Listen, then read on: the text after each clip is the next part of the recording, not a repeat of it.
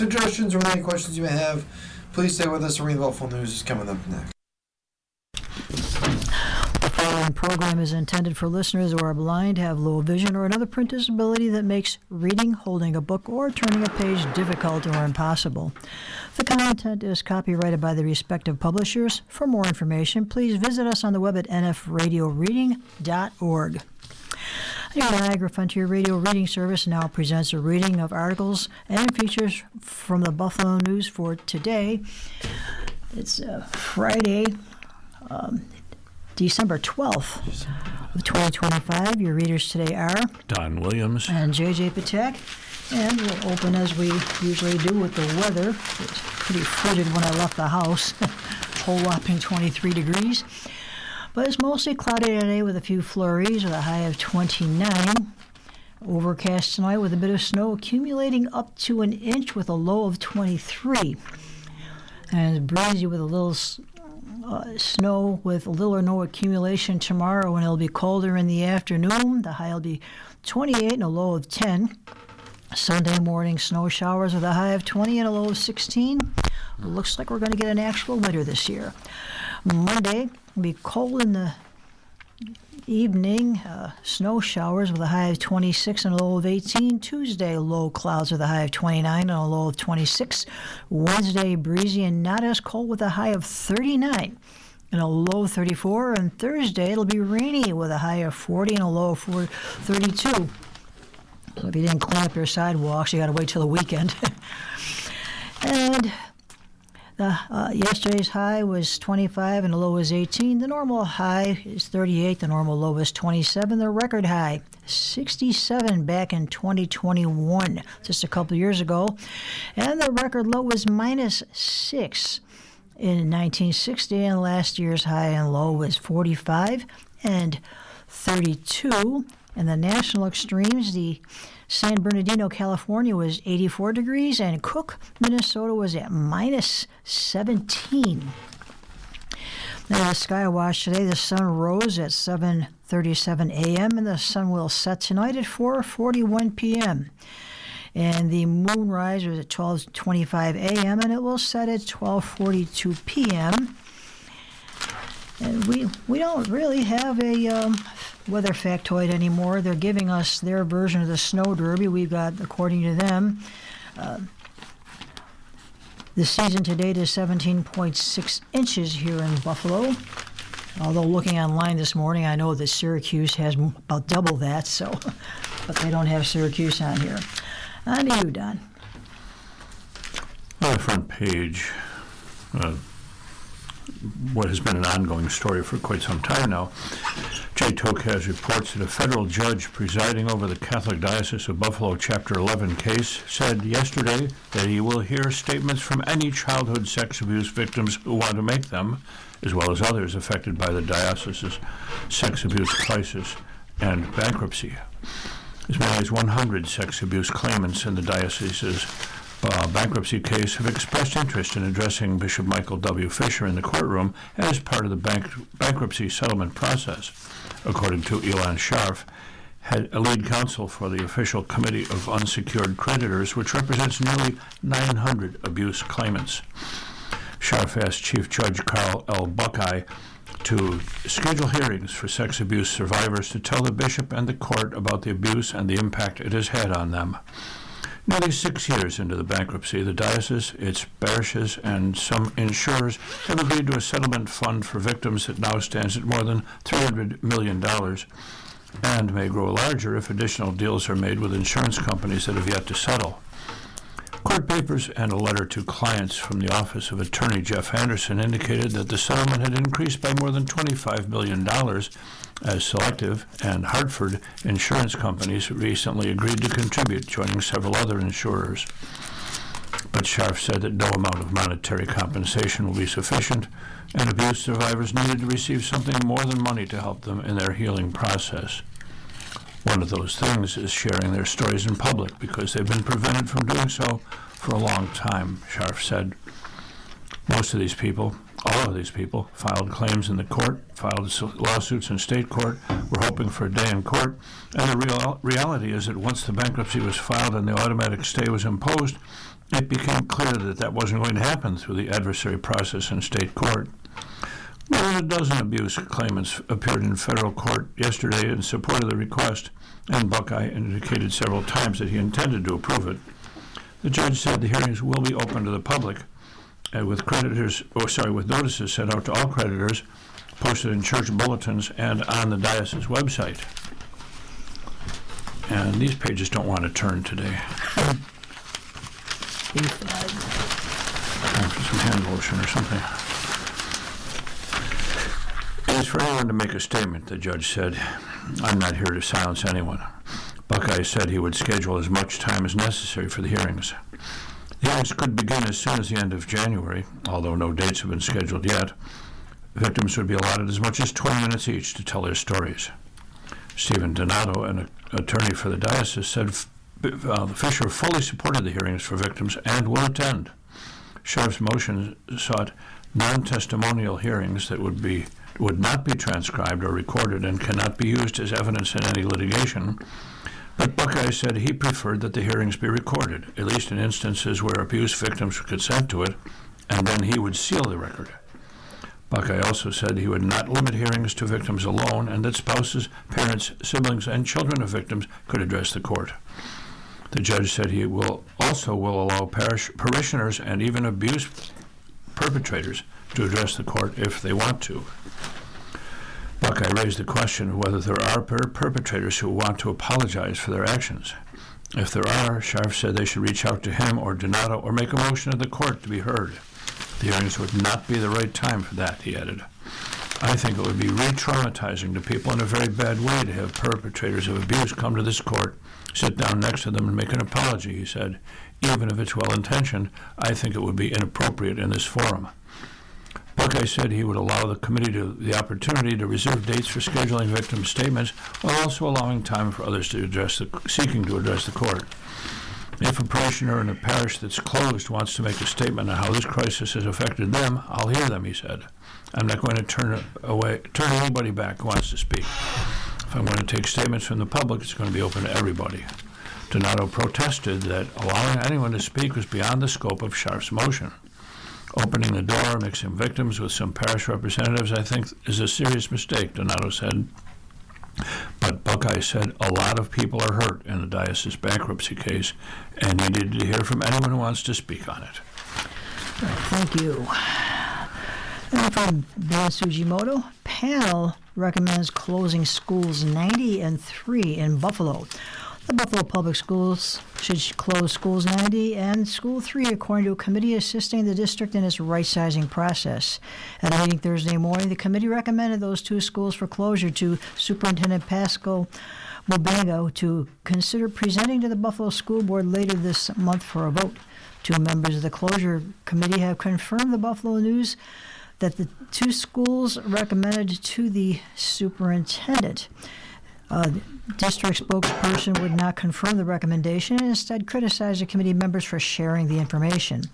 An individual member of the school closure committee chose to share the committee's recommendations before the superintendent had an opportunity to thoroughly review the recommendations and before the school communities potentially affected were notified, said Jeffrey Hammond.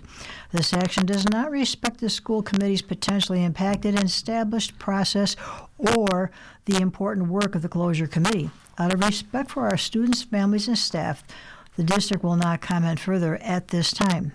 School 90, a pre-kindergarten through 2nd grade school also called the Early Childhood Center and formerly known as the Charles R. Droom Science Magnet Annex, meets at 50 A Street, about a block south of Martin Luther King Jr. Park.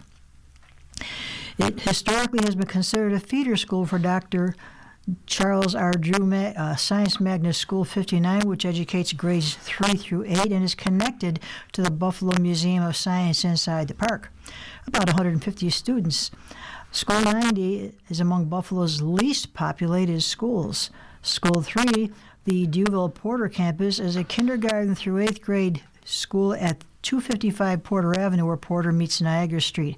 According to the State Education Department data, the school enrolled 488 students last year, and it's one of the district's 7 schools with an English-Spanish bilingual program.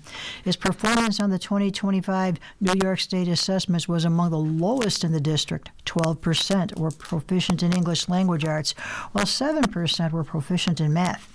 It's not a guarantee these 2 schools will be the ones shuttered ahead of the 2026-27 school year. However, Mubanga has the freedom to decline either or both of the recommendations. Even if he accepts them, the Buffalo School Board could vote them down at a coming meeting. It's uncertain if the board will vote December 17th, as the district has committed to holding public meetings at each of the 2 affected schools prior to any final determination. District officials have advised the school board to close some of its buildings as a cost-saving measure. In September, Mubanga presented the school board with a resolution to close 2 schools, and in October, the board approved a 12-person committee to complete the task. While students and teachers at the closed buildings will have opportunities to find new schools in the district, the overall cost savings is roughly $10 million over 4 years, according to Jim Barnes, Buffalo Schools' chief finance officer. The larger predicament is a broad effort to balance this district's budget long term. Barnes has presented frequently to the board how the district's physical footprint and staffing levels are not proportional to the shrinking enrollment, which is now below 28,000 students in kindergarten through 12th grade. So, in other words, they have more staff and building space than they need. Sounds like it's headed in that direction. Indiana's Republican-led Senate voted against a redrawn congressional map yesterday that would have favored their party in the 2026 elections, despite months of pressure by President Trump for a rare mid-cycle redistricting. 21 senators from the Republican supermajority and all 10 of the chamber's Democrats voted down the district redistricting proposal. Trump has urged GOP-led states to gerrymander their U.S. House districts ahead of the midterms to create more winnable seats for Republicans. It's an unusual move since the district boundaries are usually adjusted based on the census every 10 years. Ahead of the vote, Trump again criticized Indiana senators who resisted the plan, repeating his vow to back primary challengers against them. If Republicans will not do what is necessary to save our country, they will eventually lose everything to the Democrats, Trump wrote on social media. Some Indiana lawmakers have also received violent threats during the debate over the last month. Half of the state Senate is up for re-election next year. Democratic state senators spoke against the redistricting legislation one by one during Thursday's session. Outside the state Senate chamber, redistricting opponents chanted "Vote No" and "Fair Maps" while holding signs with slogans like "Losers Cheat." The proposed map was designed to give Republicans control of all 9 of Indiana's congressional seats, up from the 7 they currently hold. It would effectively erase Indiana's 2 Democrat-held districts by splitting Indianapolis into 4 districts that extend into rural areas, reshaping U.S. Representative Andre Carson's safe district in the city. It would also eliminate the Northwest Indiana district held by U.S. Rep. Frank Mervan. Despite Trump's push, support for gerrymandering in Indiana's Senate was uncertain. A dozen of the 50 state senators had not publicly committed to a stance ahead of the vote. Republican Senator Greg Goode, previously undecided, signaled his displeasure with the redistricting plan.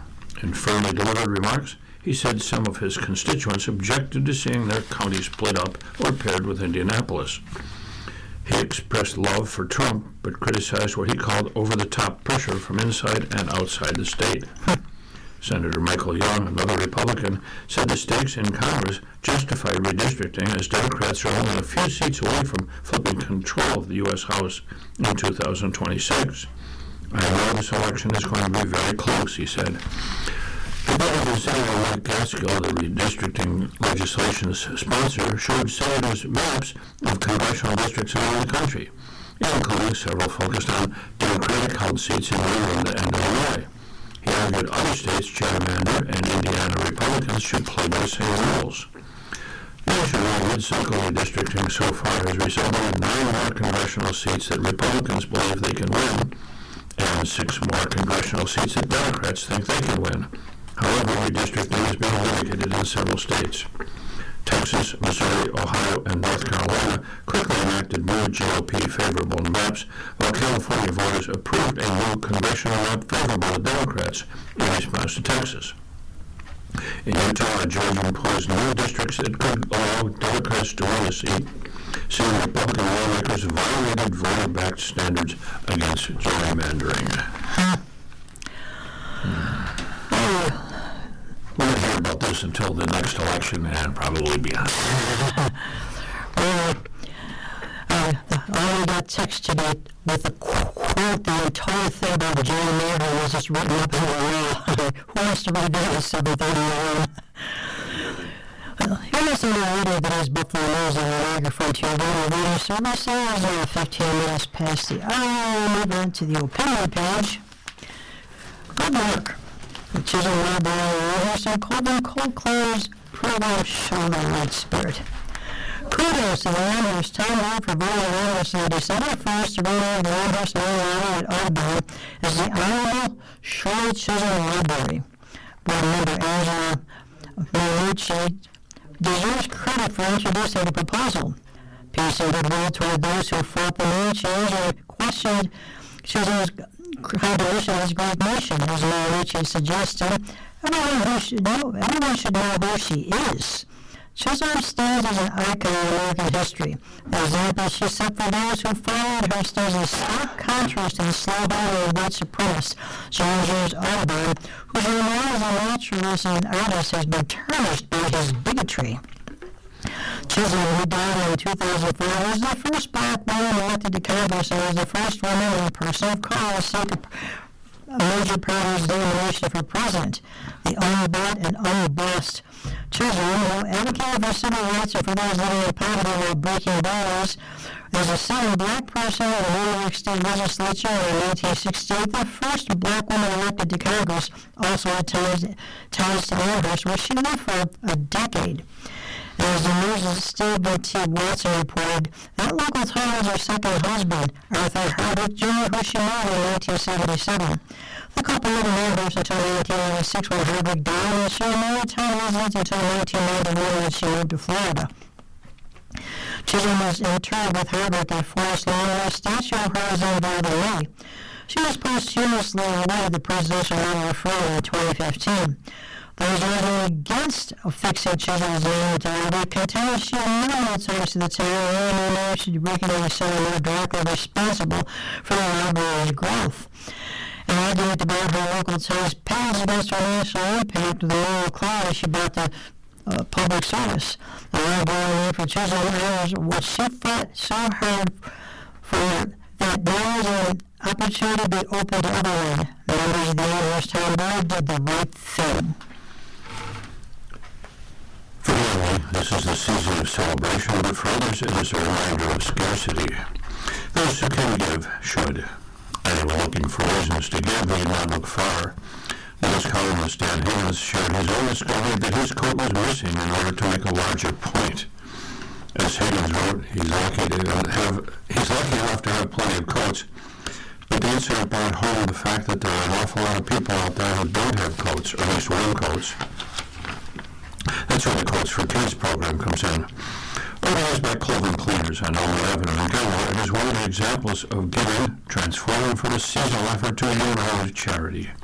The program is in its 30th year, with the West Hurl Auto Group signed on to become a collection point for Coats for Kids at more than 60 West Hurl locations in Western New York, Rochester, and Syracuse.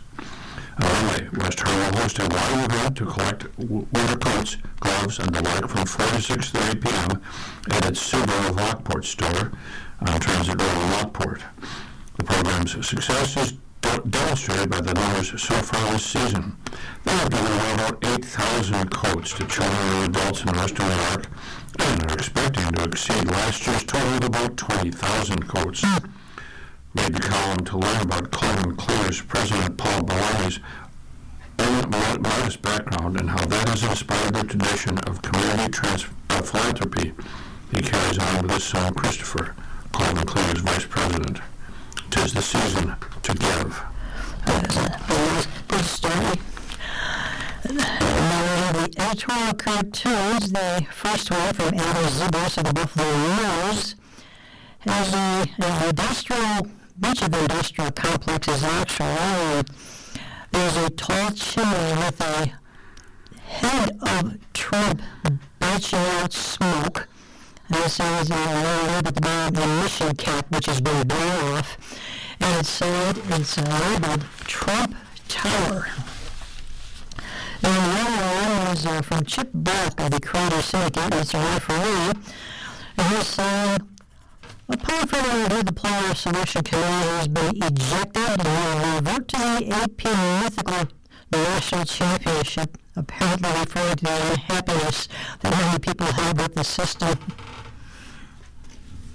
And college football is pretty much splintered around the country. Yeah. I'm not sure how important it is to have a national championship in that thing. Well, Chet Bach kind of makes his thoughts clear, doesn't he? He tries to. Yeah, he tries to. Okay, turning now to the main editorial for the day. Jimmy Stavridis of the Bloomberg Opinions offers 5 key reasons why the boat strike debate matters for our nation. It has been a turbulent couple of weeks in national security, highlighted by continuing strikes on high-speed boats in the Caribbean that are, according to the Trump administration, carrying drugs headed to the United States. Whether that doctrine of shoot to kill carried out without warning or any opportunity for surrender stays up under congressional and judicial scrutiny over time remains to be seen. But what has really struck a nerve is the so-called double-tap strike that killed 2 unlatched drug runners while they were cleaning the wreckage of their boat. Very few analysts have seen the video of that second strike, and hopefully it will come out soon so that a wider group of observers can provide a more informed judgment on whether it was justified. Perhaps predictable among congressional leaders who have seen the footage of the second strike, there is sharp disagreement. Democrats say it is deeply troubling and a possible war crime that requires a fulsome investigation. Similar Republicans are adopting a nothing-to-see-here view that it was entirely justified because the 2 survivors were somehow still in the fight, despite having no weapons, radios, or serviceable craft. It is a Rorschach test in every way. Hopefully we will see a bipartisan approach from the Senate and House Armed Services Committees, which are the principal oversight bodies for the military. In particular, I looked at the leader of the Senate Committee, Roger Wicker, a Republican of Mississippi, a former Air Force Judge Advocate General, and retired Lieutenant Colonel, and Jack Reed, a Democrat from Alabama, West Point graduate, and former officer, to conduct a full investigation, including the video of the second strike, the audio from both strikes, and supporting advice from commanders and General G's involved on oath. It was worth backing up to remember why this is so important for our nation. It is something that I also lived through my own theory of my career, including my time that in the theater of the head of the U.S. Senate Command for 3 years, overseeing many counter-narcotic operations which were between stopped, searched, and apprehended tons of cocaine coming toward the United States. Additionally, during my time as Supreme Allied Commander of the NATO, I was likewise deeply concerned about issues of colonial borders, the treatment of prisoners both at Guantanamo Bay and Afghanistan's Bagram facility, and the general conduct of war. First and foremost, I never really how despicable the surrender is an unethical imperative. Why go and now continue to strike an opponent when they're knocked down on the ground? And always means we don't machine gun survivors in a manner after their warship is sunk, and shoot and kill pilots parachuting from aircraft with hit with anti-air missiles, or double tap an opponent on the ground with a bullet in the chest and another into the head while they are already knocked out their concussive grenade. Second, we follow the law.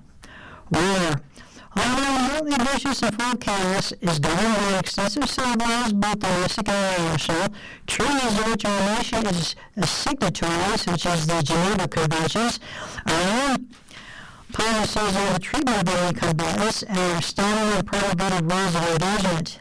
In other words, there are laws rules governing war, and when we appear to be anything, we need to investigate and determine whether we did the right thing or not. And the third frequently overlooked aspect of why we give quarter is pragmatic. intelligence. By capturing our bad opponents, we can interrogate them on the rules of gameplay and glean much needed and often highly useful intelligence.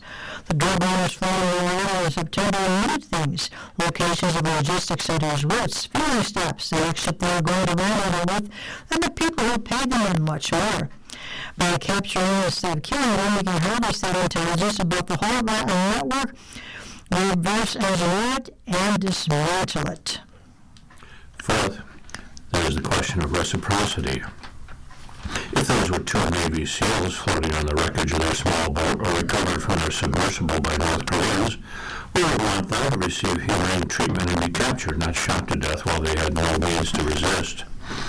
While it is literally guaranteed that our adversary will follow our lead, it seems to me that we're in a better position to ensure the safety of our own people if we take the high road and capture instead of kill whenever we can. Finally, the global optics of all this matter. While the U.S. has been involved in war crimes, for example, the My Lai massacre in Vietnam, the Abu Ghraib prisoner abuse scandal, or the Hadithic killings in Iraq, the world watched closely. We investigated each of those scenarios and found varying degrees of culpability, with some participants exonerated and others sanctioned. But the point is that we were unafraid to fully investigate and assign accountability without fear or favor. We need to model the behavior we hope for from a global audience, including our allies, partners, and friends. I hope Congress, notably the Senate and House Armed Services Committees, will fully investigate this incident. If it needs to be done behind closed doors for security and to protect sensitive sources and tactics, so be it. But the reasons for further investigation seems clear. We must be a nation that follows and respects the rule of law, even when it applies to the worst of our enemies and hardened criminals. Well, that's the opinion of James Stavridis for the Bloomberg Opinion. We have a couple of minutes left in our half hour here. We're going to follow up with a leading proponent of election fraud conspiracy theories. Okay. It is set to oversee federal disaster response as the Trump administration prepares to drastically reshape the Federal Emergency Management Agency, better known as FEMA, according to a person familiar with the decision. The appointee, Greg Phillips, will take over the agency's Office of Response and Recovery as of Monday, according to the person. The office is the largest of FEMA's divisions and central to its mission of helping disaster-struck communities, and its leader makes recommendations on whether federal disaster declarations and aid are warranted. PolitiFact, a nonprofit fact-checking group run by the Poynter Institute, has traced unsubstantiated assertions that millions of non-citizens voted in the 2016 presidential election to Phillips. Those claims were later amplified by President Trump. Tricia McLaughlin, a spokesperson for the Department of Homeland Security, which oversees FEMA, confirmed that Phillips would be taking a senior leadership position at the Disaster Response Agency and stressed his experience in emergency and humanitarian response, state government operations, and large-scale program reform. Phillips has worked in state human services agencies in Texas and Mississippi, but his LinkedIn profile makes no mention of professional experience in emergency management. Trump joins FEMA as the Trump administration is considering significant changes to the agency's role in helping communities respond to and recover from disasters. A task force of mostly Republican emergency managers and government officials, which Trump assembled this year after suggesting that FEMA be eliminated, is scheduled to announce its recommendations for the future of the agency at a public meeting next Thursday. Hope we don't have a disaster that needs that kind of help. We'll see what happens. Well, you're listening to a reading of today's Buffalo News on your Niagara Frontier Radio reading service. It's now 28 minutes past the hour, and we will move on to My View. Leah Hendler grew up in Buffalo and is a student at the Northwestern University. As an English... Northeastern. Northeastern. Yep. Pardon me. Massachusetts. Northeastern. She's not far from here. As an English and political science student at Northeastern University in Boston, free speech is not a new concept for me. However, it is one that is often misunderstood in academic settings. My university recently ranked very low, 253rd out of 257 in a list of college free speech rankings according to the Foundation for Individual Rights and Expression. This made me reflect on how I would define free speech within my university. While considering this, I saw my former high school classmate make a now-deleted public post on Instagram regarding an experience at the University of Buffalo. They claimed in the video that in a seminar there was inflammatory language used like fascists about conservatives, making them, as a conservative Christian, feel afraid. They go on to mention that they tried to communicate with the university to get them to make a statement, but UB wouldn't do this, and it wouldn't release the video of the seminar either. Word choice is crucial, even in this op-ed. What if I had said that they denied doing this and refused to release a video? It would seem like I was agreeing with my former peer that UB was in the wrong here, wouldn't it? Subtle difference in the style of language that we use can have a drastic impact on the perception of meaning and the meaning of free speech. Now, surely, at least one reader is wondering how language could possibly be more of a concern than action. Well, no particular act can be considered an act of free speech. Action happens later. Language is important first. I would like to go back to my former classmate's video. There are two sides of free speech at play. There is a student in the video using their free speech to criticize the university and the environment of the seminar, but weren't the other students also utilizing their free speech too? Yes. Despite the user's view of the language style and word choice of their peers, the right to free speech covers offensive speech as well. Studies show that when speakers use words that are disfavored, audiences expect them to continue to use disfavored words. In other words, audiences use the word choice of the speaker to infer social meaning and characteristics about the speaker themselves. This user didn't like the comparisons and language choices their peers made, so they instinctively assumed that they meant to harm them. This made them feel threatened and feel the need to speak out and blame the university. Their ability to do this, just as how these students felt they were able to freely ask questions in the seminar, is what free speech looks like. I decided to reach out to this user and inquire why they deleted their post, which is a fair expression of their free speech. They responded with concern and insisted that their information be protected, which has been respected. The response furthers the idea that free speech is truly not understood by students as much as it should be. Everyone should feel free to express their views and speak freely, especially in the academic world. Further, an analysis of the language style and word choice is crucial in understanding why free speech is so misunderstood.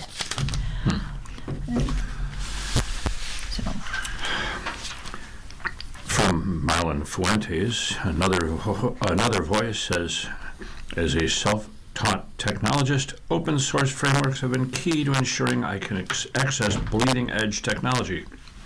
Because of it, I have been able to participate and excel as an independent developer building valuable tools across the technology spectrum, from mixed reality experiments and hackathons to building AI programs for regulated industries. Open source is the ladder that makes technology broadly accessible. The magic of open source is that it doesn't care about your pedigree, only your potential. This is no different for AI. When companies open source AI models, they give a kid in New York the same tools as a Stanford doctorate. They enable community colleges to teach AI without expensive licenses and allow small businesses to compete with tech grants. I've used these tools to achieve outcomes I didn't think possible, like building assistive technology for the low vision community. But the RAISE Act threatens to slam that door shut. The bill's liability framework fundamentally misunderstands how open source works. It holds certain U.S.-based developers liable for virtually any harmful use of their technology, even by bad actors outside their control. Worse, it makes them responsible for derivative models that others create using their open releases. Imagine holding Gutenberg liable not just for his printing press, but for every dangerous book anyone ever printed on any press based on his design. And why would any company accept unlimited legal responsibility for technology they give away for free? It is an impossible standard with immeasurable costs. If the RAISE Act becomes law, the companies currently powering our open source ecosystem will have no choice but to lock their innovations behind walls out of an abundance of caution. The result won't be safer AI. It will be AI in the hands of the few, controlled exclusively by those wealthy enough to handle the legal burden. New York has fostered a diverse tech ecosystem that produces world-class innovations and rewards talent precisely because people like me could access tech tools. We should not regulate away our own success story by criminalizing the very openness that built our tech sector. I urge Governor Kathy Hochul to veto the RAISE Act. Keep AI open, keep it accessible, and keep New York competitive. That's the opinion of Marlon Fuentes, an AI product leader and creative technologist based in New York City. In the Buffalo next, from Andrew Ross Sorkin of the New York Times, the White House as an arbiter of all deals. New normal? So is this the new normal? I was sitting across from Scott Bessent, the Treasury Secretary, on the main stage of the 2025 Deal Book Summit last week when I popped that question. I wasn't asking about market volatility or artificial intelligence hype cycles. Rather, I was asking whether we have quietly crossed into an era in which virtually every strategically important decision on trade, technology, energy, even entertainment now routes through one address, 1600 Pennsylvania Avenue, and more precisely, through the instincts of one man. The context was the machinations around the potential takeover of Warner Brothers Discovery. But as the day played out, it was clear we could have been discussing almost any major business decision. Andrew, there is no new normal, Bessent insisted, batting away the suggestion. But what clearly unfolded across nearly a dozen conversations with leading business and political leaders is that the United States is operating in a very different environment, a new economic order in which the federal government is no longer just a referee, a regulator, or even a customer. It is now the senior partner, the lead investor, and the ultimate arbiter. In this new paradigm, private ambition doesn't just intersect with public policy, it bends to it. The summit's conversation didn't merely touch on this shift, they embodied it as CEOs and leaders from Detroit to Silicon Valley to Jerusalem demonstrated how their visions increasingly hinge on alignment with the administration. In a conversation with Larry Fink of BlackRock and Brian Armstrong of Coinbase, it became clear that the development of the crypto industry will be heavily reliant on the White House's support. Tokenization is inevitable, Fink said, suggesting it's the next generation for markets, but only with the permission of the administration. General Motors CEO Mary Barra explained that her company's strategy has shifted along with the White House priorities. As President Trump removed tax credit for electric vehicles, she's now dialing back on her expectations to sell more of them. She worked with the Trump administration to loosen emissions standards after working with the Biden administration to support them. And of course, tariffs are rewriting the rules of where and how the company manufactures its vehicles. Silicon Valley has proved particularly adept at adjusting to the Washington-driven business cycle. Palantir has become one of the most valuable companies in the world, in part because it is one of the most favored companies of the Trump administration. And Alex Karp, Palantir's founder and CEO, didn't bother with the usual corporate diplomacy. He leaned into the new reality with almost religious fervor. "We don't need belief, we need to be useful," he said, framing his company not just as a software vendor, but as the digital arm of Western dominance. One of the few leaders who seemed willing to acknowledge the risks of this new architecture was Dario Amodei, the CEO of Anthropic. While others appeared to be jockeying for favor at the White House, he issued a warning about the prospect of irrational exuberance in tech investments. He added about regulation or lack thereof. "I'm concerned that there are some who see this technology as analogous to previous technological revolutions, as being like the internet, as being television or telecommunications, where yes, there are some issues, but the market will figure it out," which I think was maybe a more reasonable view in these previous technological revolutions. I think those who are closest to AI don't feel this way.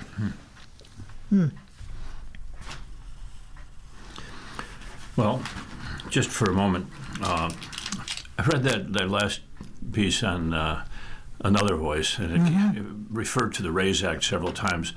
Most times you'll see that that sort of thing. They'll spell out what the thing is before they start using the abbreviation, and I'd kind of forgotten what the letters stand for. It's Responsible AI Safety and Education. In case anyone else besides me was wondering. Back to the finance page. The Fed split points to challenges for next chair. President Trump wants significantly lower borrowing costs and has been clear that he expects his pick to replace Jerome Powell as chair of the Federal Reserve to follow through on that. But intense divisions inside the central bank about the path forward for interest rates suggest that could be hard to deliver, setting up a challenge for whomever Trump selects for the top job. The Fed voted Wednesday to reduce interest rates by 1/4 percentage point. It was the third straight cut since September, one that brought interest rates down to a range of 3.5% to 3.75%, yet the decision was far from unanimous. 6 of the Fed's 19 policymakers expressed disapproval of the cut, indicating their preference to stand pat. New projections for interest rates released by the central bank also highlighted how little consensus there appears to be about additional cuts next year. 7 officials forecast none, while 8 wanted at least 0.5 percentage points worth of cuts. That left Powell to explain at a news conference Wednesday that such a wide range of views was only natural at a time when the Fed's goals of low, stable inflation and a healthy labor market are in tension. But that degree of dispersion could morph into a major impediment for the next chair, who is set to take over in May. I take the embrace of the diversity of views on the committee right now as a warning shot to the next chair, said Vincent Reinhart, a former Fed economist now at BNY Investments. The next chair has to convince his colleagues. That's the main message. The Fed's interest rate decisions are made by the Federal Open Market Committee, which includes all 7 members of the Board of Governors, the president of the Federal Reserve Bank of New York, and a rotating set of 4 presidents from the other 11 regional reserve banks. The chair of the Fed has just 1 vote on that committee, a limitation that Treasury Secretary Scott Bessent recently emphasized in what appears to be a bid to manage expectations about what Powell's replacement could ultimately achieve. Kevin Hassett, a longtime loyalist of the president who is now a director of the White House's National Economic Council, is seen as the frontrunner to replace Powell. Kevin Warsh, a former Fed governor, and Christopher Waller, a sitting governor, are also among those being considered. Trump, who is close to making his pick, has not shied away from expressing what he wants out of it. I'm looking for somebody that will be honest with interest rates, Trump said Wednesday after criticizing the Fed's interest rate reduction for being too small and insulting Powell personally. Our rates should be the lowest rates in the world, he said. Well, he keeps criticizing Powell and blaming his selection on Biden. Trump is the one who selected Powell for that position in the first place. He wants people to forget that. He would like It's that. kind of a thing where you talk it long enough, people will believe you. Keep saying something often enough and it becomes true. Yes. Yep. Supposedly. Now, as part of our newspaper reading, we now present the day's death listings. If you need further information on any of these names, please call us at 716-821-5555. That's 716-821-5555. Carl Wardell is age 78. Father of Ingrid Cornwell Guess and grandfather of Terrence Guess. And Cam Charles, who was 81, the husband of the late Diane Kozak Cam, and father of Jennifer Ray and Kristen Bryan. And then Cam Diane Kozak, his wife, is 77, apparently they died just a couple days apart. Kind of a sad thing. Mr. Cam died on the 8th, and his wife died his widow died a couple of days later, Yes. Characterized by my wife as a broken heart. Broken heart syndrome. Death from a broken heart. Yep. It is an actual thing. They have a heart Indeed. attack. Their aorta rips in half. Happened to my aunt. Roaring William E., who is 92 of Niagara Falls, passed away Tuesday at his home in the care of his family in Niagara Hospice. And Scully Joseph, 82 years old, born in Buffalo, predeceased by his wife of 60 years, Kathleen, and survived by his children, Daniel and Sharon. And Sharp Keith, from Cheektowaga, beloved husband of the late Linda Buell Sharp and father of Suzette Sharp and Scott Sharp. And if you need, again, any information on these, please call us here at 716-821-5555. We have two obituaries of note. Steve Downing, 87, a police officer who wrote for television.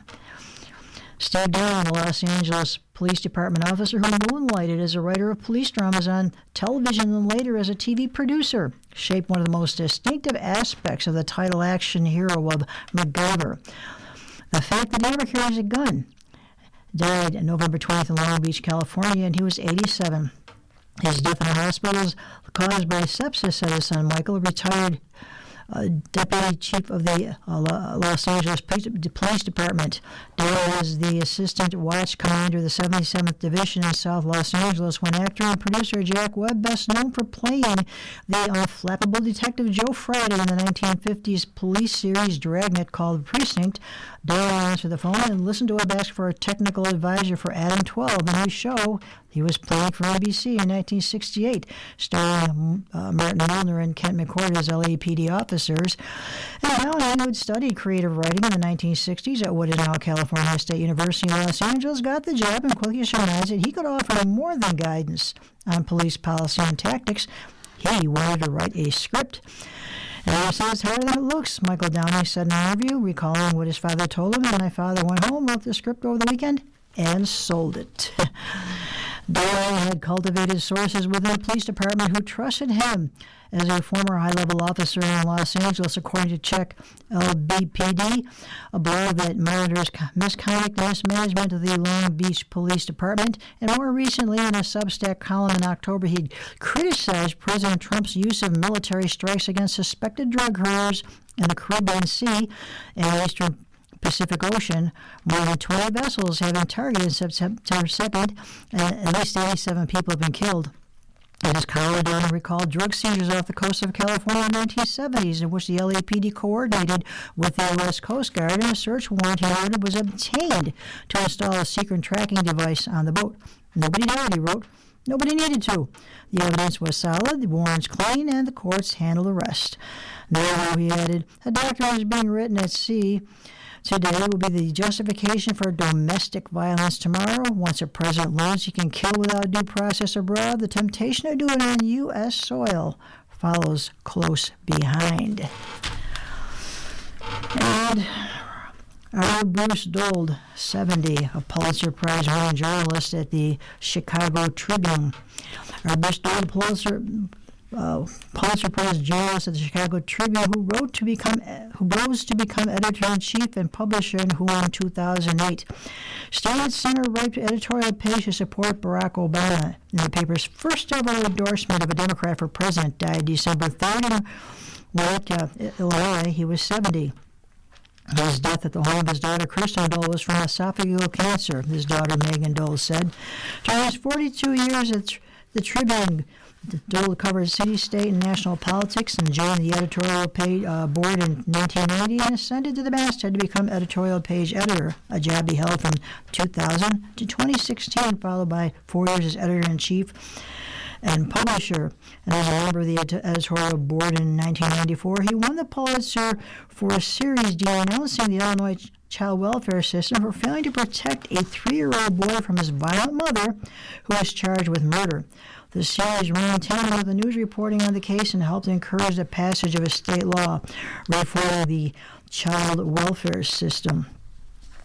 In 2018, the paper vacated its landmark neo-Gothic headquarters, the Tribune Tower in downtown Chicago. The next year, alarm swept through the newsroom when the Alden Global Capital, a hedge fund with reputation for burning newspapers and stripping them for parts, became the Tribune publishing's largest shareholder, and Vanity Fair called the hedge fund the Grim Reaper of American newspapers. Dole was pushed out by the ownership in 2020, along with Kendall, the managing editor, and McCormick, the editorial board. But there were no mass layoffs at the Tribune, as there have been at some papers all then bought. It remains a robust newspaper, and Rick Hogan, the Tribune columnist, said it was partly Dole's legacy. He has still no young reporters, many of them shocked by the volatility of the business, that while the way people get the news was changing, the mission of journalism was not. It was very inspiring that way, Hogan said. There are youngsters in the paper who had Bruce not been leading the ship, might have looked for something else to do. So again, if you need further information on any of these names, please call us at 716-821-5555. Time for some fun. We turn to the Royal Stars column by Georgia Nichols. Happy birthday for Friday, December 12th, 2025. You are charismatic, charming, and determined. You're also fair-minded and intellectually perceptive. This is a year of service, probably service for family. Take care of yourself so that you can be a help and support to those who might turn to you for guidance, comfort, solace, and encouragement. For the honest folks out there, in the early morning, you might feel sympathetic for someone or you might feel confused. Tonight, cooperate. For Taurus, in the early morning, you'll be in touch with your muse, making this a great time for artists. For the most part, today will be fast-paced and busy at work. Tonight, get better organized. Gemini. Some confusion might take place in the early morning related to home and family. However, a shift occurs and the tempo becomes upbeat, especially if dealing with kids. Tonight, socialize with others. Cancer. In the early morning, you might feel dreamy, possibly confused. However, as the day progresses, family interactions and domestic activities will move forward with ease. Tonight, cocoon at home. Leo, you can't trust your financial ideas early this morning. Ironically, for most of this day, your communications with others are excellent. Tonight, interesting conversations. Virgo, early this morning, you might be in a strange mood and emotionally sensitive to the comments of others. Be careful with drugs. Tonight, check your belongings. For Libra, despite some vague concerns in the early morning, for most of this day, the moon is in your sign, making you more emotional but also lucky. Tonight, you win. Scorpio, tread carefully in the early morning when dealing with your kids. Likewise, romantic partners must be careful with each other because things can be fuzzy and confusing. Tonight, enjoy peace and quiet. Sagittarius, the early morning is a poor day to ask for something from an authority figure, because everything seems to be vague. Tonight, value a friendship. Capricorn, don't fall for propaganda early this morning. Things are not as they appear. Tonight, you are noticed. Aquarius, avoid important financial transactions in the early morning because issues are not clear. By contrast, most of this day is the perfect time to state your views and convince others to agree with you. Tonight, explore and learn. Pisces, make no promises to anyone in the early morning because if wishes were horses, beggars would ride. An old adage my dad used to like to quote. Tonight, check your finances. Well, a lot of advice about early morning. Right now, it's a little late for that, and as we're rebroadcasting later in the day, forget about that. I'll go back and see if you did the right thing. There you go. Well, as I mentioned last week, the Reporter's Notebook is, as was being published on Mondays for the entire week, and I tried multiple times over the last 2 weeks to contact somebody at the News to tell me what's happening. I finally got a response after about 8 or 10 phone calls to the various officers at the News. They are no longer publishing the Reporter's Notebook, and they are not sure, which to me means probably not. They're not sure if it's coming back. So, is there anything going on in history today? Oh, there must be something going on in history historically, right? Something that happened on this day. Joseph Rainey of the South Carolina became the first black lawmaker sworn into the U.S. House of Representatives. An interesting coincidence because they're trying to name a library after the first black congresswoman, a woman Congress member. In 1963, the East African nation of Kenya declared independence from Britain and became a republic exactly 1 year later. In 1985, 248 American soldiers and 8 crew members were killed when an Arrow Air charter crashed after takeoff from Gander, Newfoundland. In 2000, George W. Bush became president-elect as a divided U.S. Supreme Court reversed a state court recount decision in Florida's tightly contested presidential election. It gives one pause to think about what the current Supreme Court might do in a similar kind of situation. But I'm not supposed to make political comments, so I won't. In 2015, nearly 200 nations meeting in Paris adopted the first global pact to fight climate change, calling on the world to collectively cut greenhouse gas emissions by imposing no sanctions on countries that didn't do so. And in 2020, thousands of supporters of President Donald Trump gathered in Washington for rallies to back his efforts to subvert the election he lost to Joe Biden. My goodness. As we know, those efforts failed. Well, we did find a little bit of effect in lieu of the loss of the Reporter's Notebook. Tomorrow is Dick Van Dyke's 100th birthday. Ooh. And Mel Brooks is 89, and the two of them are celebrating together. What a fun thing. What a fun thing. Wow, they brought us collectively a lot of happiness over the years. Yes, they did. I should look forward to the Dick Van Dyke Show with Mary Tyler Moore, his wife. I guess they're running a new Spaceballs 2 movie, which Mel Brooks he's consulting on. He loved the kids' idea, and they're doing it. Wow, what a great idea. Should be interesting. Well, the NCIDA has okayed tax breaks for 3 new projects. That's Niagara County. See a surge in manufacturing activity again as small companies seeking to grow their businesses are undertaking relocation and expansion projects in all 3 of the county's cities. AmeriCarb, Allegheny Manufacturing, and Precision Industrial are spending a combined $32 million and hiring 55 new workers among them for work that ranges from a federal defense contract for missiles to machinery parts and equipment.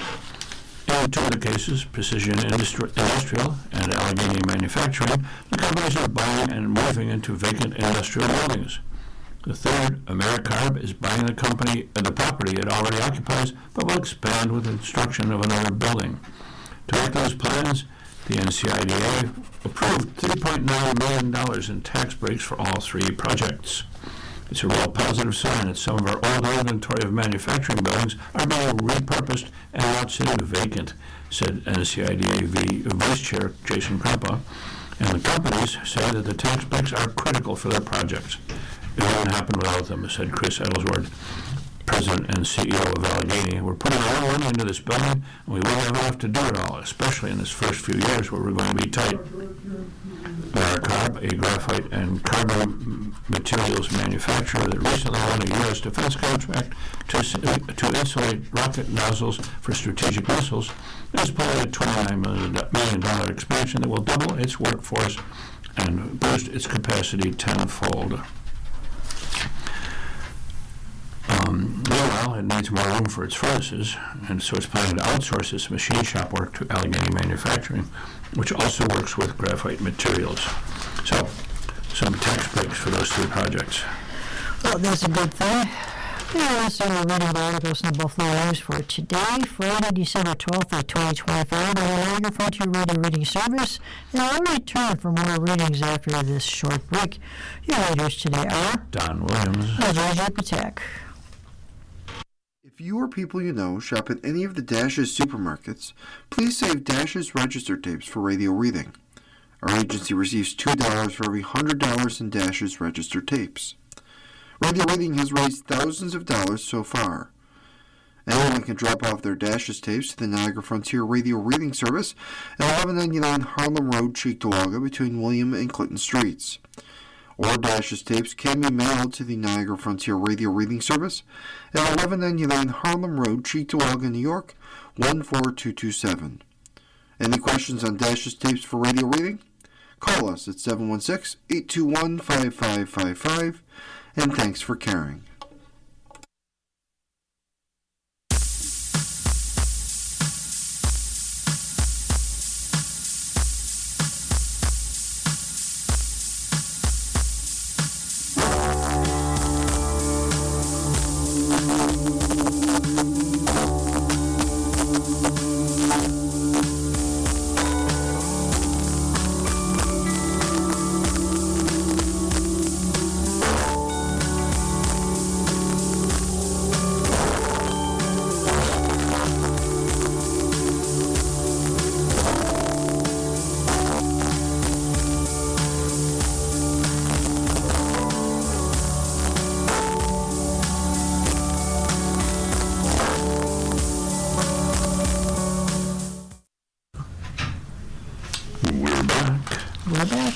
Continuing now with our reading articles from today's Buffalo News. Your readers are J.J. Patek. and Don Williams.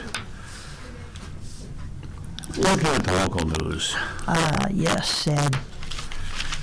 I see it. No, you don't. Yeah. George & Company, a novelty store that had been delighting magicians, actors, pranksters, and other consumers in the Buffalo market since 1901, will close its brick-and-mortar store in the Transit Tunnel Plaza at the end of the year.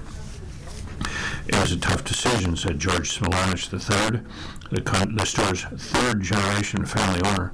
It's been around for generations, and retail has changed.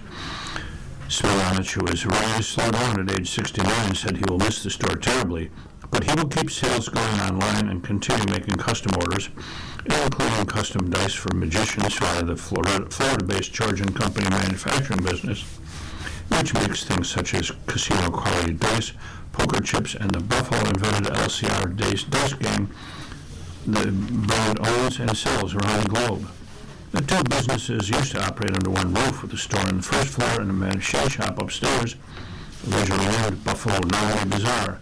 Smilanich's grandfather took a job at the shop after serving in World War II, eventually buying it and changing the name to George & Company. Each family owner since then stayed true to the company's mission of having the most eclectic inventory while taking personalized care of each customer. And I always said he wanted to have the most unusual store in Buffalo, Smilanich said. The store's wide array of costumes and stage makeup served Shea's Buffalo next door when the store was located on Main Street. Long before Spirit Halloween, it also began drawing in Halloween enthusiasts who would come to the stores in early August to start working on their Halloween costumes. My dad, he started in the 50s doing Halloween, which was unheard of, he said. Then we had 3 Halloween stores open up, sort of like Spencer Gifts, Smilanich said. The store also spent 14 years in Eastern Hills Mall before moving to its current location at Main Street and Transit Road in Clarence. Smilanich began working in the store after school and on weekends when he was 12. Imagine what it was like to have access to all that wacky inventory at that age, he said, especially the pranks. I got in a lot of trouble. I couldn't get away with anything, he joked. Nobody could pull anything on me because I knew all the tricks. The beloved store leaves a legion of devoted fans behind. That includes Nancy Trayer, who performs for children with her husband as Santa and Mrs. Claus at Christmas. With all this, the ladies at George & Company, they have helped us out over the years. They always remember us like we're family, she said. They always say we have to take care of our Santa Claus. The feeling is mutual, Smilanich said. It's customer service. We just take care of everybody, he said. I don't think you'll see a negative comment ever. And the brick-and-mortar retail side of the business might not be done completely, he said. In addition to online sales and the Florida Manufacturing Company, he's thinking of coming back with pop-up Halloween and Christmas stores in October because we've been a lot of games and gifts and chess sets, he said. You never know. DC Theatrics was the place that had a disastrous fire almost 2 years ago, almost 3 years ago. We lost that one. Now we're losing George & Company. There's not many costume places left in Western New York. Well, George is always fun to visit. Yeah. Always fun to visit. Well, there's something a little more somber here. A lot more somber for Ron Bessiker. Man charged with killing girlfriend and son dies in jail. The man charged with killing his girlfriend and 4-year-old son and setting fire to the Village apartment took his own life in the Erie County Correctional Facility on Wednesday night, the Erie County Sheriff's Office said. Kennedy Haley, who was facing first and second-degree murder charges for the October 18 killings on Norwood Avenue, was found unresponsive shortly before 9 p.m. in the showers of a dormitory, a spokesman for the Sheriff's Office said in an email. Staff attempted life-saving measures, but Haley was pronounced dead by medical personnel at about 9:34 p.m., the spokesman said. The Sheriff's Office investigated the death as an apparent suicide. An autopsy was scheduled for Thursday. Haley, 31, was accused of strangling Kathleen Katie Carrig, 29, and using gasoline to start the blaze. The cause of Laura Carrick's death has not been released by authorities.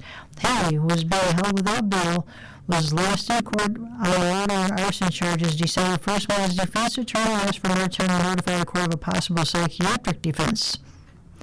In a written statement, defense attorney Daniel Du Bois said he His client's family suspect Haley was suffering from a severe undiagnosed mental health condition that may have played a role in what his client was accused of.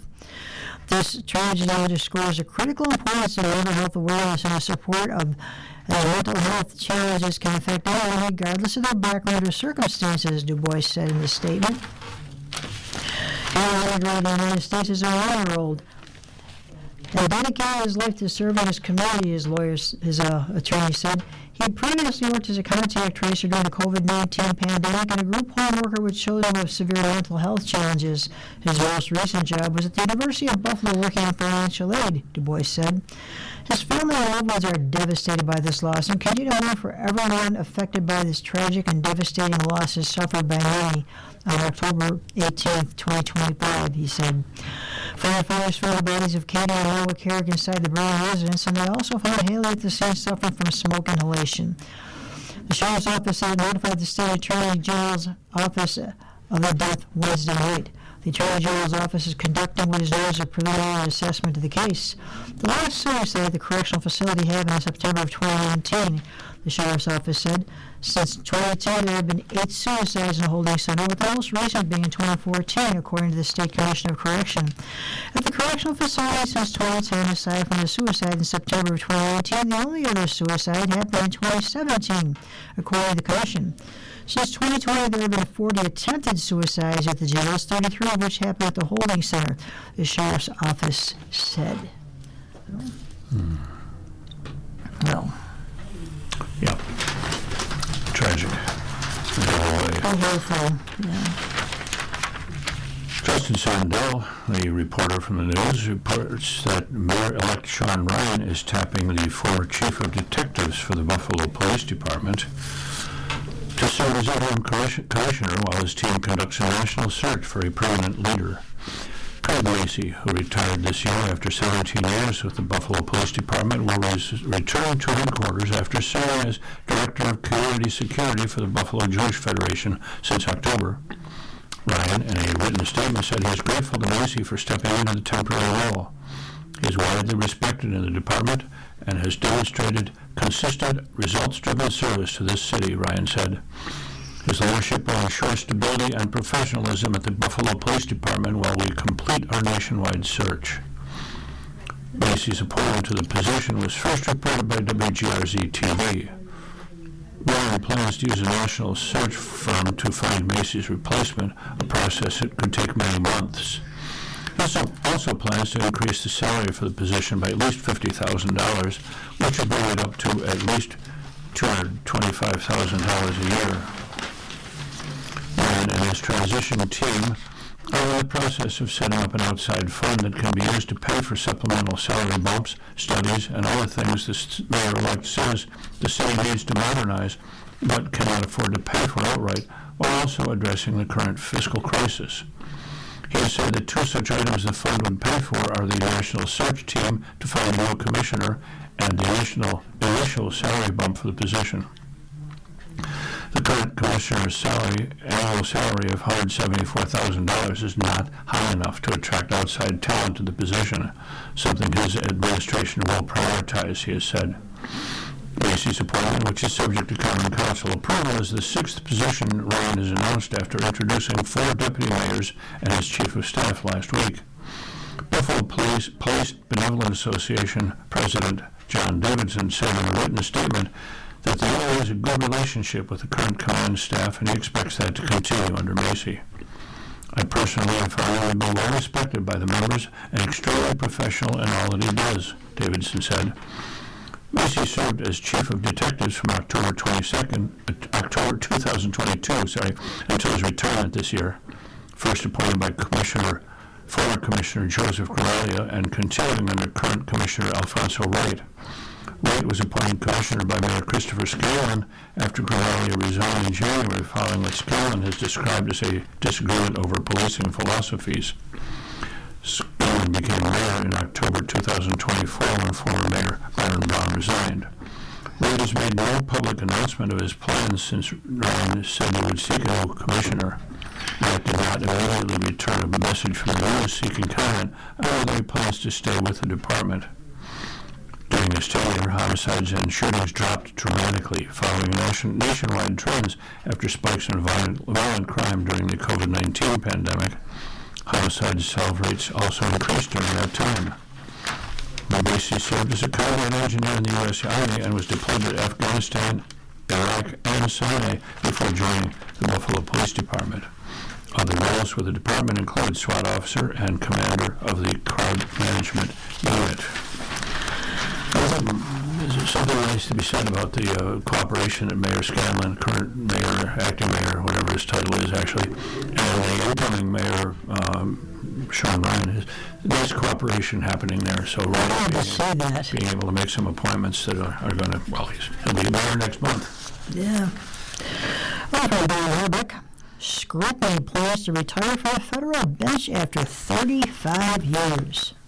Buffalo's busy federal court will be losing one of its judges at the end of this month. Senior District Judge William S. Scrutiny announced Thursday he was planning to retire. Scrutiny, 80, has served as a federal judge since 1990. Now, a victim of a conspiracy between Mother Nature and Father Time, Scrutiny told the Buffalo News, while asking why he's retiring. Scrutiny, former Chief Judge of the Western District of New York, added that a lifetime appointment to the bench is a lot more appealing if you're 45 than it is when you're 80. Known for a sense of humor and respectful way of dealing with attorneys and jurors, Scrutiny has handled many of Buffalo's major criminal cases and legal disputes since he became a judge 35 years ago. He was appointed to the post by Republican George H.W. Bush, the nation's 41st president. The son of a City of Buffalo sanitation worker, Scrutiny spent a year studying to be a priest before deciding to become a lawyer instead. He earned his law degree at Howard University, one of a handful of white people in a nearly all-black school during the 1960s. It was a tremendous learning experience that I will never forget, Scrutiny said in 1990. I really got to experience what it's like to be a minority. I was in the minority. I was there when Martin Luther King was killed. It was a very tense time for all of us. Scrutiny worked as a county and federal prosecutor before becoming the first Polish American to serve as a federal judge in Western New York. Among the thousands of cases he handled with the 1992 Steve Washuta bribery case involving a businessman who was videotaped by the FBI offering a $200,000 bribe to a Lucent attorney, and like a 106 case involving a group of young men who were recruited to travel to Afghanistan and join the Al-Qaeda terrorist group. In 2009, Scrutiny oversaw a heated little dispute over the opening of the Seneca Nation Casino downtown. He allowed the Senecas to operate their Buffalo Creek Casino. He also presided over the federal litigation related to the February 2009 airliner crash that killed 50 people, including some federal litigation related to environmental crimes at the former Tonawanda Coke plant in the town of Tonawanda. The Senior District Judge Richard Arcara and his longtime friend and mentor, Scrutiny, was instrumental in the planning of the Robert C. Jackson Federal Courthouse, one of the largest construction projects in Buffalo's history, which opened in November of 2011.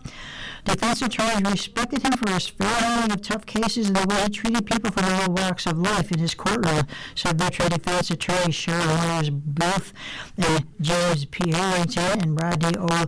Personas. I told it was never easy for him to send a person to prison, Booth said. Scrutiny said it's been a tremendous honor to serve as a federal judge. Because he's a senior or a semi-retired judge, his position will not be filled when he retires at the end of this year. All right. Howard University. Fascinating.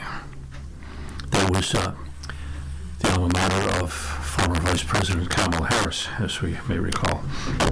But there, Bill Scrutiny was a minority. That's one of those so-called historically black colleges and universities. I'm listening to a reading of today's Buffalo News on your Niagara Frontier Radio reading service. At 14 minutes past the hour, we're going to tell you about some sports news. Yes. Growing Upside is the title of this article from Lance Lasowski. At one of the first team meetings to start his 11th NFL season, defensive tackle Jordan Phillips sat next to a 6'7" rookie whose career was just beginning with the Buffalo News. Dylan Walker listened attentively. He took detailed notes. His knowledge of Coach Sean McDermott's defense was advanced for someone whose first training camp began 1 month earlier. Phillips was impressed. But as someone who had played 129 regular season games in the league, he knew that most rookies at their position take years to make an impact on the field. Some never figure it out at all. This rookie seemed different, though, and in the 14 weeks since their friendship began, Walker has proven to Phillips and the rest of the NFL that he's not a typical first-year player. Dillon is different from anybody else, Phillips began to explain. I'm not taking away from anybody else on that team when I say this, but Dillon is playing a grown man position as a young guy. He started damn near every game this year, and he's out there and he makes plays. To see him come in and be as dominant as he is as a rookie, it's amazing. Walker's 13th start of his rookie season is expected to happen Sunday when the Bills, 9-4, face the New England Patriots at 11-2 in Gillette Stadium. That's up in the Boston area. A win prevents Buffalo's bitter rival from celebrating a division title. A loss forces the Bills to use their last 3 games to fight for the highest possible seed in the AFC.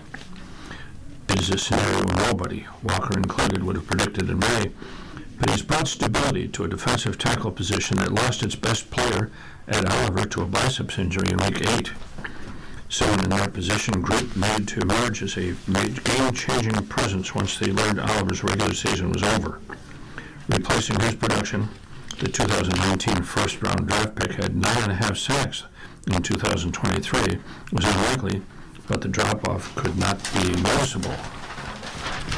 Phillips and Daquan Jones, the most experienced players in the group, have made an impact.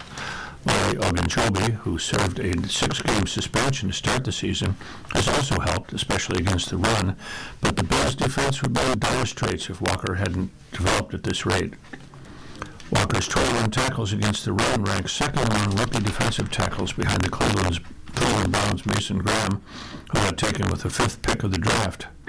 Walker has totaled 32 tackles, including 3 sacks and 7 tackles for loss. His 25 run stops are second most among Bills defensive linemen, and he ranks 3rd in snaps, 360 behind Greg Russo and Joey Bosa. I probably wouldn't have believed you, he admitted to the news, but it's not over. I don't want to look back on it yet. I'd rather look back on it after the season when it's all said and done. My focus is we'll know every week. That's what we try to be. That's our goal as a defense and as a team. I just try to key in on that. 13 defensive tackles, including fellow Bills rookie T.J. Sanders, were drafted before Walker.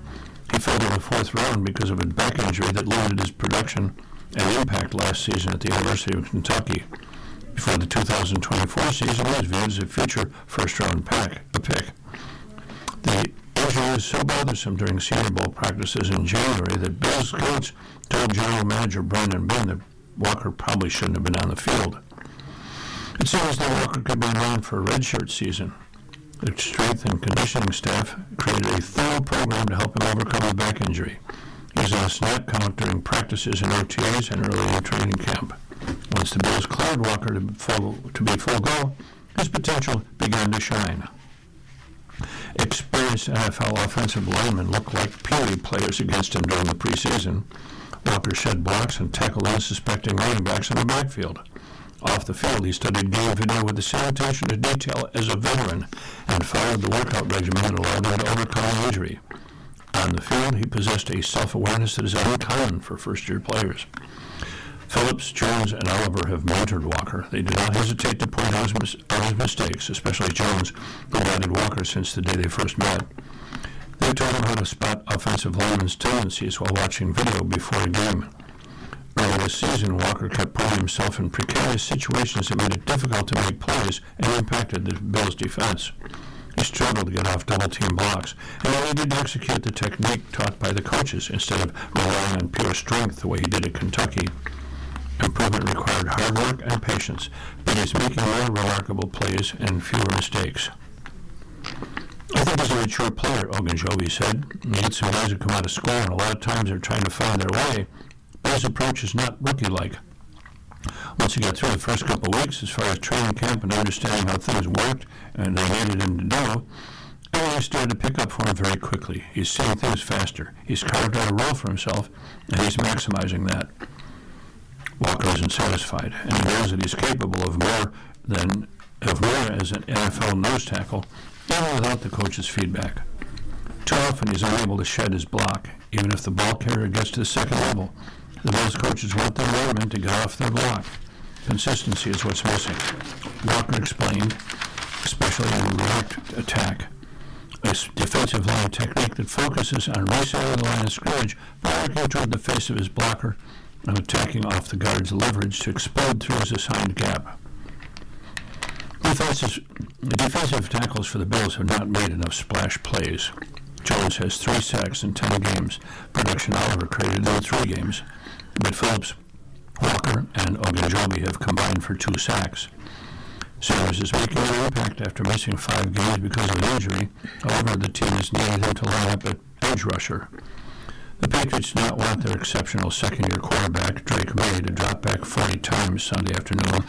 They want to run the ball early against a Bills defense that ranks 28th in rushing yards allowed per game. Walker will be one of the keys to stopping the Patriots and the rest of the Bills' opponents this season. Winning is all that matters to him. He doesn't want to let his teammates down, and he cares deeply about doing his job on game day. His goal isn't to be a good rookie, it's to be the best nose tackle in the NFL. His intensity and dedication in meetings, with Phillips sitting by his side, and during practices, will not waver until he accomplishes that goal. Anybody can do something once, Walker said. Can you do it back to back to back to back? That's the real question. And those who can get paid the most.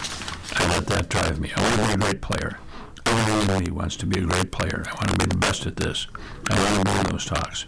So, I'm coming in here, day in and day out, working toward that goal. Yep. I saw a T-shirt and it says, "Just once before I die." Yeah, I've seen those. They want the Bills to win a Super Bowl.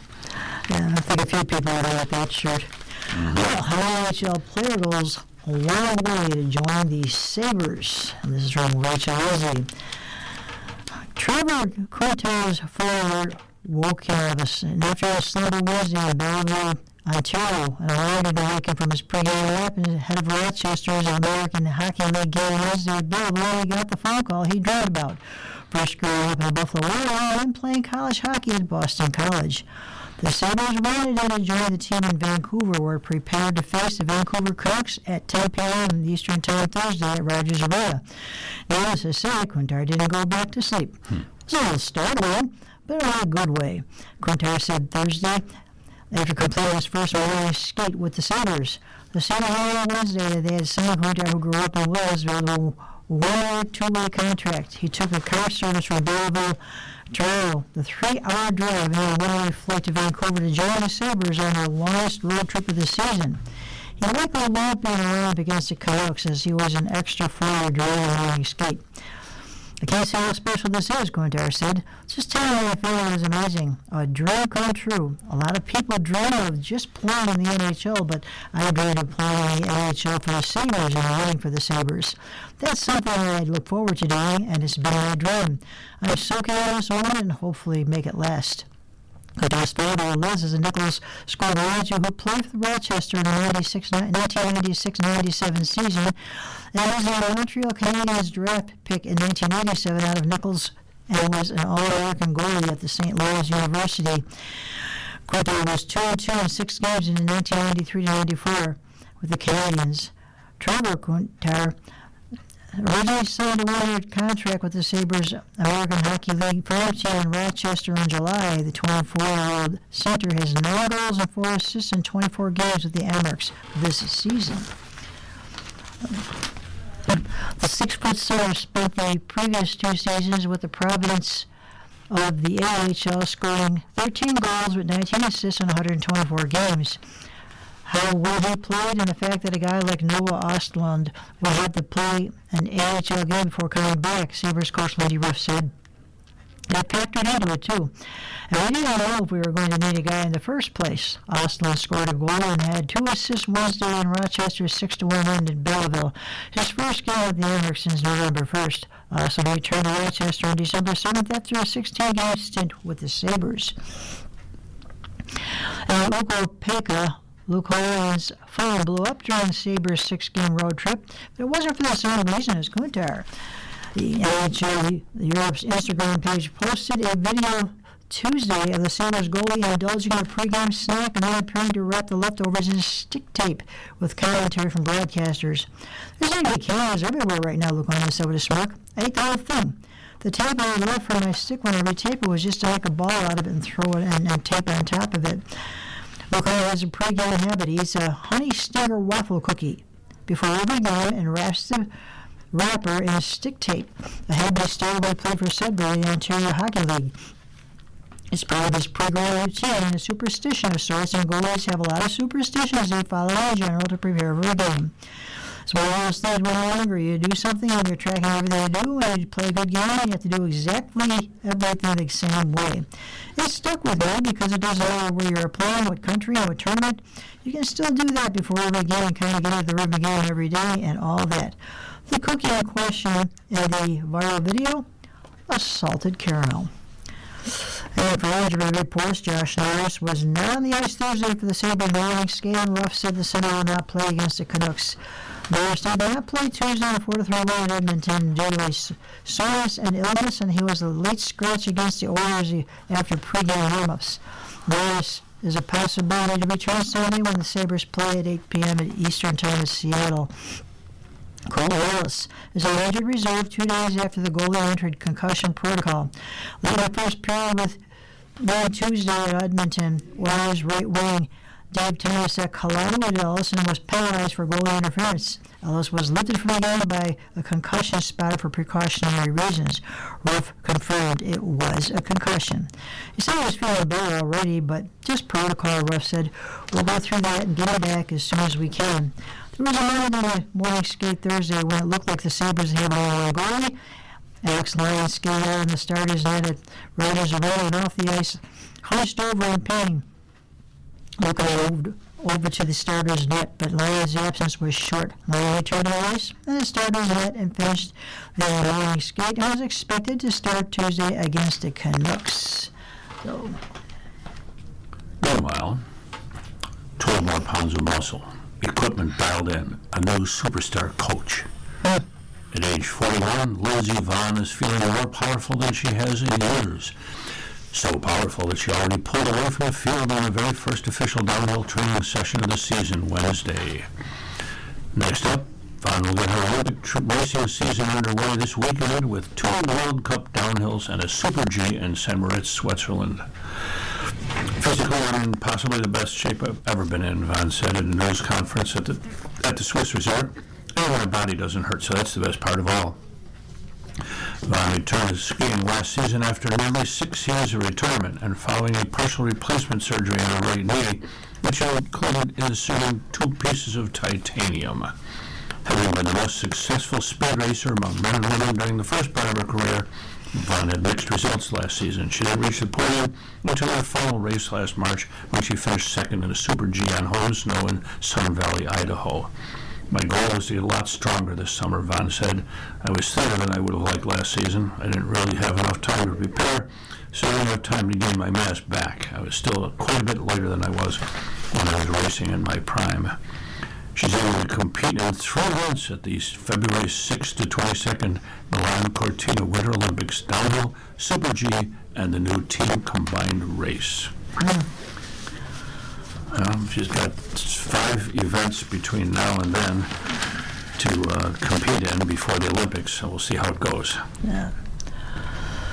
He parts ways with OC after 2 seasons, and this is from Mark Slaughter. University of Buffalo's parted ways with offensive coordinator, quarterback coach Dave Patnod. The football team confirmed to the Buffalo News on Thursday morning and will start looking for new leadership to maximize the potential of the unit that finished 10th in rushing the Mid-American Conference and threw a league-high 14 interceptions.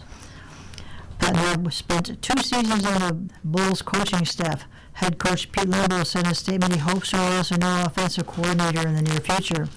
Changes like these are very difficult to make, Limbo said. Dave is a great person, a well-respected veteran coach. It made complete sense to retain when I was hired in January of 2024. However, after a comprehensive review of the offense, I believe it's best for the program to bring in leadership to oversee that unit. I am confident we will bring in a high-quality coach to re-energize our offensive unit and maximize the potential of our personnel. Pat Ward replaced DJ Langas, who was coordinator for 1 year and then under head coach Maurice Linguist. Langas joined the Buffalo Bills staff as an offensive assistant. Pat Ward's departure means Buffalo will soon hire a 4th offensive coordinator since 2021. Langas served in the 2023 season, and Shane Montgomery ran the offense from 2021 to 22. Pat Ward, 57, has a long career as a college coordinator. He joined UB under Linguist just a few weeks before Linguist took a job in Kelly DeBoer's staff at Alabama. And before that, Pat now was an offensive analyst at Virginia for 1 season in 2023. He was also offensive coordinator and quarterbacks coach at Old Dominion in 2022 and Georgia Tech 2019 to 21. And Temple 2017 to 18, and Coastal Carolina from 2012 to 16. Buffalo had a chance to reach a bowl game in back-to-back seasons under Lambeau, but ended the season with 3 straight losses, finishing 5-7. The Bulls averaged 21.7 points per game over those 3 defeats, but struggled in different areas during the losing streak. They had 5 turnovers in the first game of that skid, a 38-19 loss at Western Michigan, and then a 37-20 home loss to Miami with Ohio. And UB averaged 1.4 yards per rushing attempt and was scoreless in the fourth quarter. In the finale, a 31-26 home loss to Ohio. The Bulls trailed by 14 points in the first half, but gained 370 yards from scrimmage over on stage a late rally. UB's defense gave up 506 yards. There was a disappointing end to Pat Nodd's tenure, which began with the first run unit that finished 7th in the MAC in total offense, but they were scoring in 2024, and the Bulls largely had success that year because they kept mistakes to a minimum. They led the league with a +9 turnover margin, and quarterback C.J. Ogbonna was efficient, throwing for 2,381 yards, 19 touchdowns, and 5 interceptions. And this year's starting quarterback, Taquan Roberson, 300 for 9 yards, 2,520, had several standout games with a career-high 403 passing yards and a wild comeback win at Massachusetts, and 318 yards and another barn burner at K-State. But Roberson also threw 12 interceptions, including 4 during the 3-game skid. Buffalo came back into the season with the MAC's leading returning rusher in Elijah Henderson, but Henderson's rushing total dropped from 1,078 yards in 2024 to 755 yards behind the hindered offensive line this season.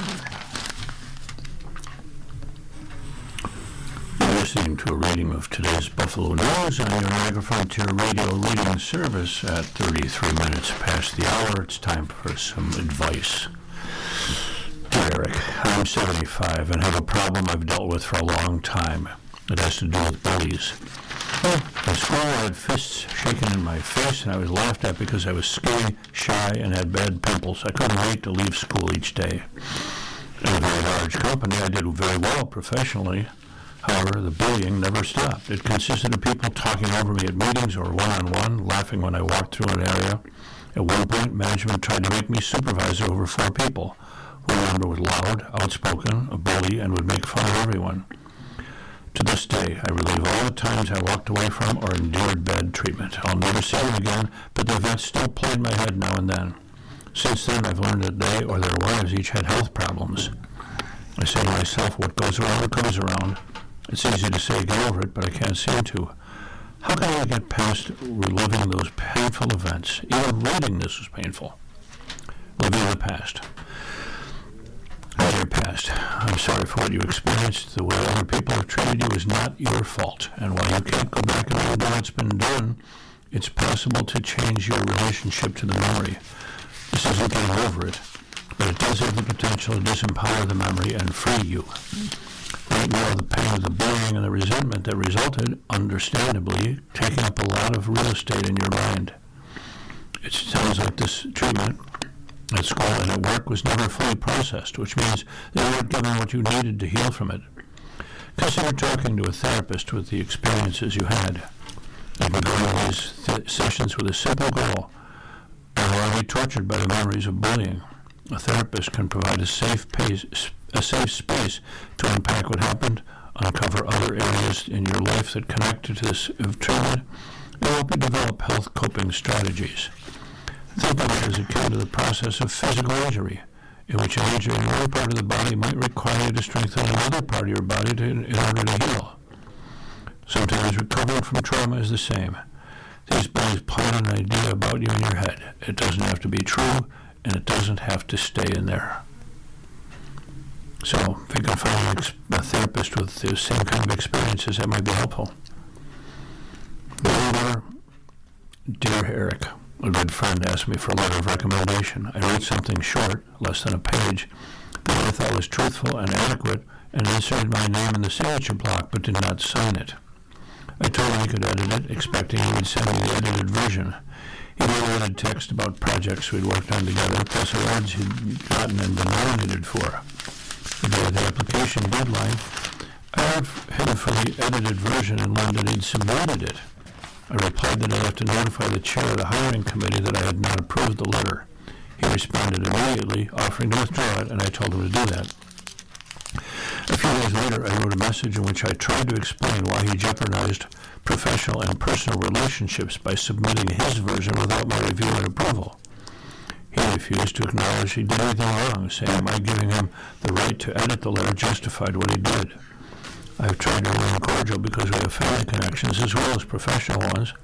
Is it right for me to appear friendly when I don't really feel it? I feel as I'm being deceptive, but I don't know how else to handle the situation, and it's signed professional courtesy. Dear Courtesy, it's unfortunate that your friend is being stubborn instead of acknowledging his mistake and apologizing.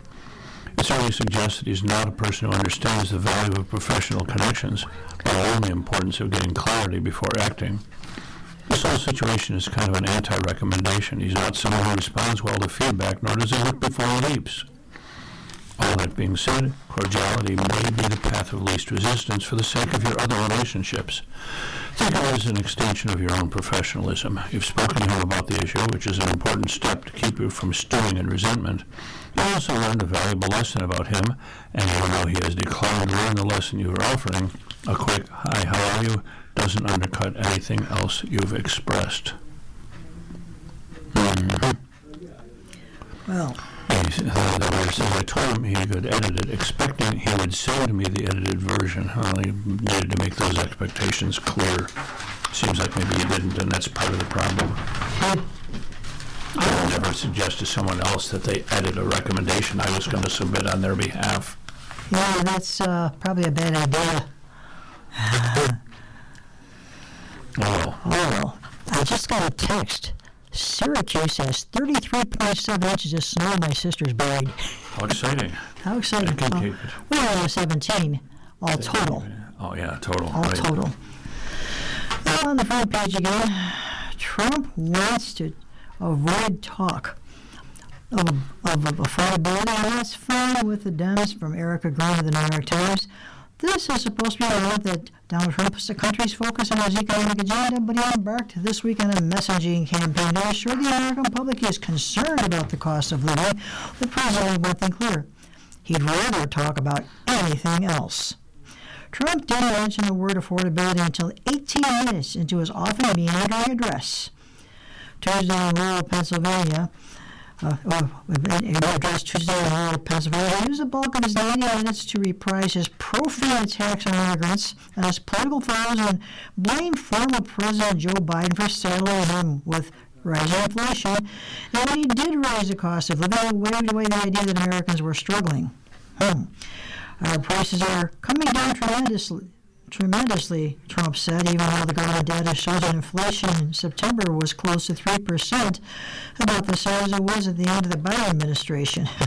The president maintained the same defensive posture Wednesday, dismissing concerns about economic uncertainty and rising costs. It's a hoax, he said, during a roundtable discussion with business leaders at the White House. Trump has given ammunition to his opponents in downplaying it and sometimes outright denying the economic realities. Democrats are already strategizing how to weaponize his defiant posture against Republicans heading into next year's midterms. as Trump continues to brush off an issue that he said he would solve in his first months in office while he was pulling down his poll numbers.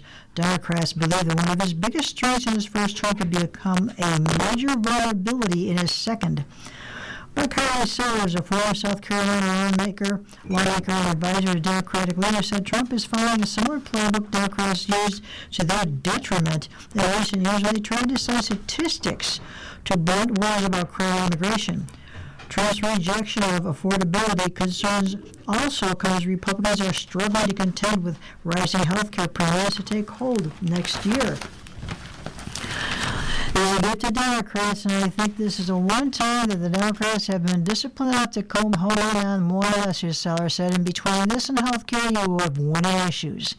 And you're seeing that throughout the country. The White House rejected the idea that Democrats are winning on the affordability message. Democrats spent 4 years creating a generational economic disaster and dismissing Americans concerned about the inflation and affordability under Joe Biden, Kush Desai, a White House spokesperson said in a statement, they don't care that they're making American families worse off when they're in power, they're only pretending to care now, despite having no real solutions for the mess they created to score cheap political points that no one is buying. Republicans in Congress have increasingly acknowledged that they could face a serious hurdle next year, as polls show Americans, including those who voted for Trump, are souring on the economy. The New York Times analysis of Trump's approval rating found a decline in support for Trump's handling of the economy from July to November. A recent poll conducted by Politico found that nearly half the respondents, including a little more than a third of Trump voters, said the cost of living was the worst they could remember, while one respondent said Trump was responsible more than Biden. The Republicans pay just as much for eggs and beef as a non-vegetarian Democrat, said Barrett Mercer, a Republican strategist based in Arizona. You can spin your way out of a lot of things, but you cannot lie to the American public about their own economic experience. Mercer said Trump was falling into the same trap that Biden did in failing to recognize the depth of the public's anxiety about the economy. The more he believes that there is an affordability problem, the more out of touch he seems, Mercer said. And if Donald Trump isn't careful, Republicans will pay the same price that the Democrats paid in 2024.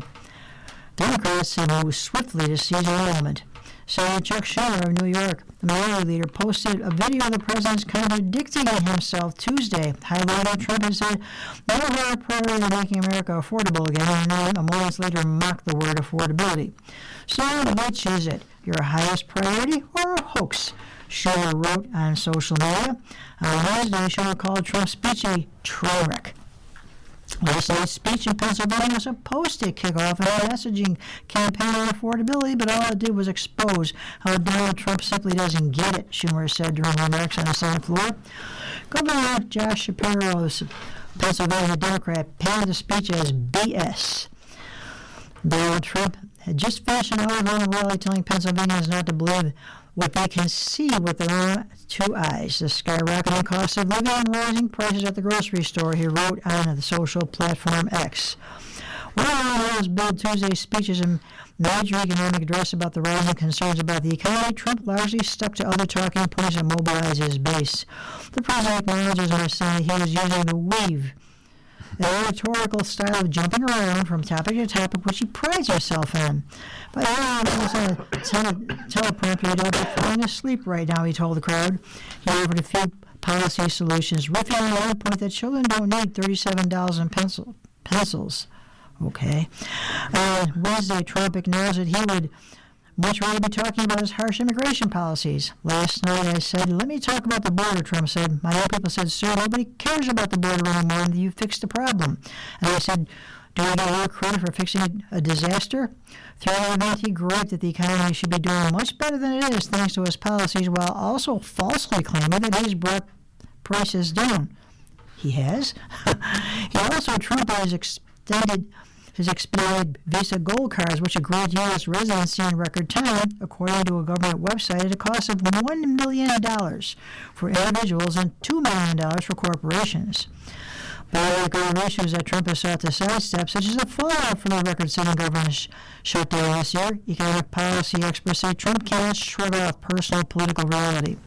Finally, the number one issue people want the president to focus on is the cost of living, said Alex Jacquez, the chief of policy and advocacy of the Groundwork Collaborative, an economic policy group. Far and away, they do not believe that the president is focused on the cost of living. They think that crime, immigration, that tariffs and trade are much higher priorities for the president than addressing affordability issues. Jacquez, who previously served as an economic policy advisor under Biden, said the more the president tried to deflect blame, the more frustrated Americans would become. Something his boss learned the hard way, he acknowledged. Dan Axelrod, a veteran Democratic strategist, said Trump would be wise to heed a lesson from his predecessor. If there's one thing Joe Biden proved is that you can't jawbone people into feeling what they're not experiencing in their lives, Axelrod said. The cost of living continues to be the most pressing issue Americans are facing, and telling them that things are much better as their burdens grow is demonstrably a political mistake. My groceries are sure costing a lot more. They're buying less. Time will tell. Time will tell. On a local note, Justin Sandell, the news staff reporter, tells us, or asks the question and then tries to answer it, is it smart to borrow more money when the city is broke? Mayor-elect Sean Ryan has made at least one thing clear about his plans to lead Buffalo as he prepares to take office January 1st. He wants the city to borrow money to fund many infrastructure projects that had been put off during former Mayor Byron Brown's 19 years in City Hall. Ryan has highlighted the city's vast ability to borrow under the state constitution. Buffalo could borrow well over $1 billion before hitting legal limits. He hasn't said how much he seeks to borrow, but he may seek to borrow, but has noted several times that Buffalo's municipal debt is only at about 10% of its legal maximum, and that borrowing will be one tool he uses to make up for capital improvements that have long been put off for another day. With city reserves depleted and challenging financial times ahead, Ryan said his plans will almost certainly include raising taxes, seeking more state and federal aid, and increasing borrowing to bring the books in balance while also investing in buildings, roads, and equipment. But City Controller Barbara Miller-Williams has repeatedly warned that borrowing above the internal cap set by her office, which stands at $28 million, will put the city's long-term financial future in jeopardy. She has refused to borrow for last year's $110 million capital budget set by outgoing Mayor Christopher Scanlon and approved by the City Council, and is currently locked in a legal battle that will decide whether she must borrow the money, as Scanlon and Ryan both say she must under the city charter. That issue could be decided as early as this month. Regardless of which way that decision goes, the controversy shows that not everyone is enthusiastic about putting the city in more debt, no matter the intention behind it.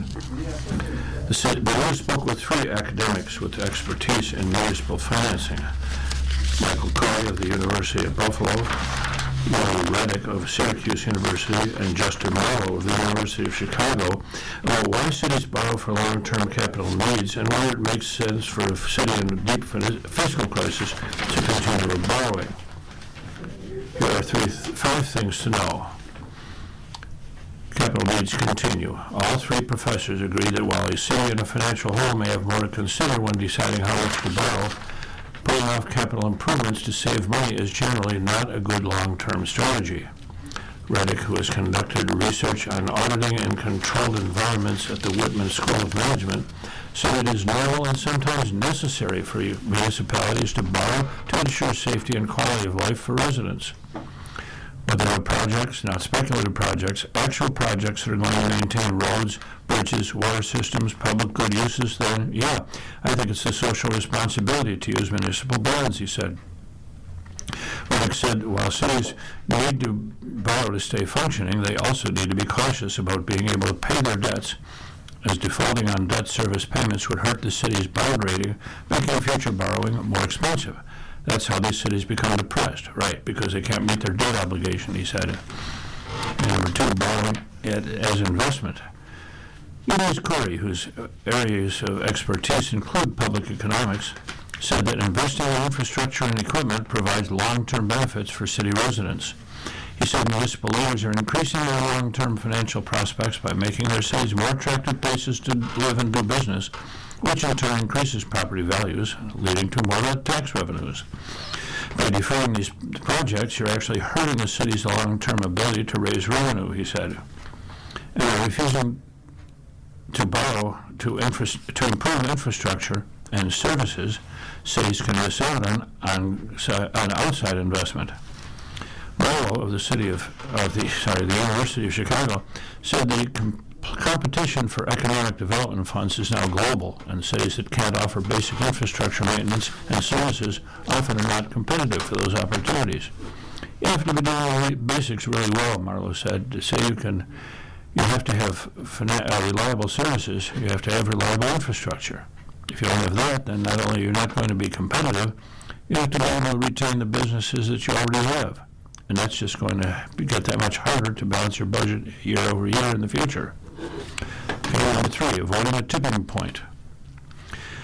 Cities in distress that don't invest in roads and equipment risk reaching a point of no return where they are no longer able to raise enough revenue to grow and go into inescapable decline.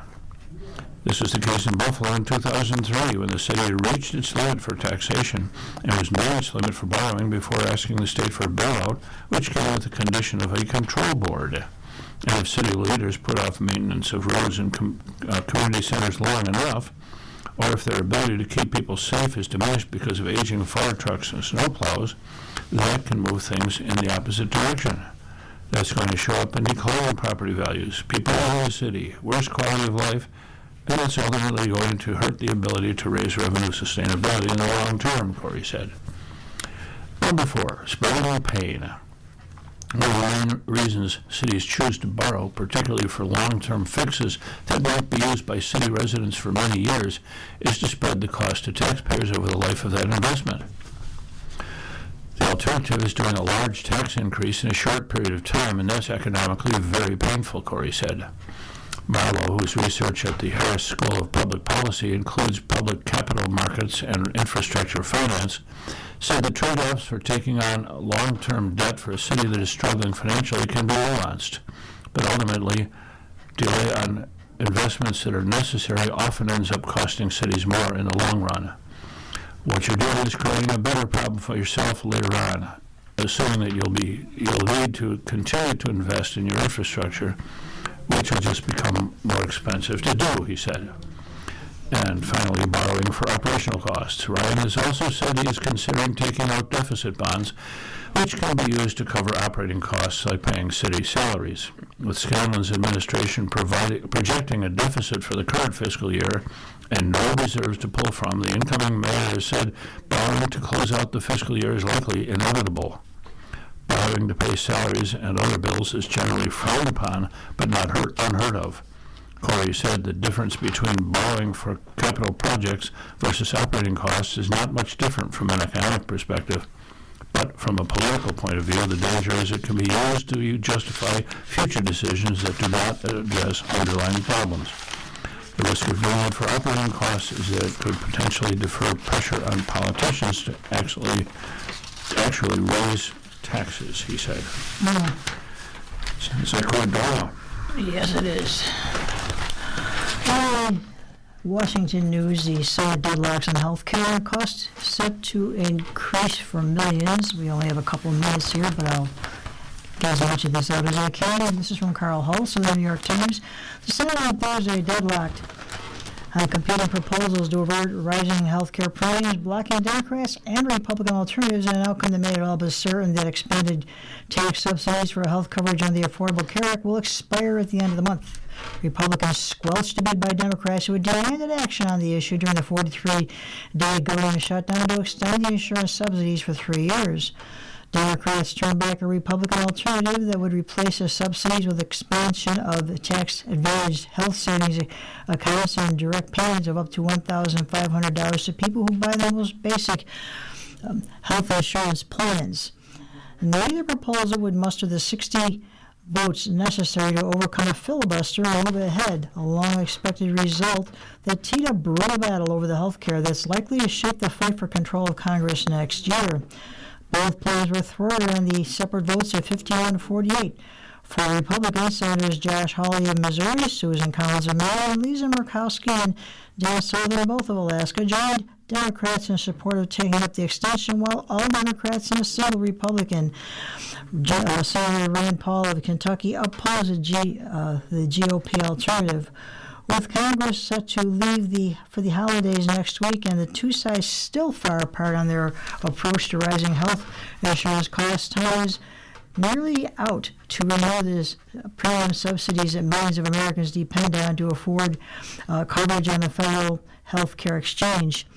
The Democrats have promised to spotlight the issue in the midterm election campaign, seeing an opening to pound Republicans for failing to head off sharp premium increases and threatening health care access at a time when many Americans are toiling to afford basic necessities. And Republicans said Democrats' bid to preserve the subsidies would simply maintain a bloated federal program that was meant to be temporary and is experiencing unsustainable costs. They said a new Government Accountability Office investigation also found that the program is susceptible to fraud and has contributed to insurance company profits. The Democrat proposal, which is a 3-year extension of the status quo, is an attempt to disguise the real impact of Obamacare's spiraling health care costs, said Senator John Thune, a Republican from South Dakota. The majority leader, if we extend this 3 years at a cost of $83 billion to the taxpayers, what happens after 3 years? And Democrats said the Republican proposal amounted to an inadequate coupon for health care, knowing that would go only to those who purchase high-deductible insurance plans that require people to pay thousands of dollars for medical care before receiving coverage. And they argued it would do nothing to head off the immediate threat of rising premiums, harming Americans who could lose coverage and be unable to afford needed care. So we're getting into about the end of our time here. And I'll quick read a comic here. Family Circus is priceless. We have Dolly and little Jeffrey watching TV, and they're watching carolers singing songs, and she says, if my true love gave me 5 gold rings, he would keep that other stuff. Yep. So, you're listening to a reading of articles and features from the Buffalo News for today, Friday, December 12th of 2025. We read the Buffalo News live on weekday and Sunday mornings at 9 a.m. and rebroadcast at 4 p.m. For more information, call 716-821-5555. And your readers today have been Don Williams and J.J. Patek. Thank you for listening. Are you facing challenges with vision loss and need help with your smartphone, sending emails, navigating the internet, and staying connected with your family? VIA, Visually Impaired Advancement, is offering free classes for seniors weekly at multiple locations with free assistance for your smartphone, email, and internet skills. There's a new session every week, and it rotates between the South Towns and the North Towns. It's at your local Erie County libraries and at 10 a.m. and 11:30 a.m. For more information, call Elhana Porter at 716-888-4632. Again, that's 716-888-4632.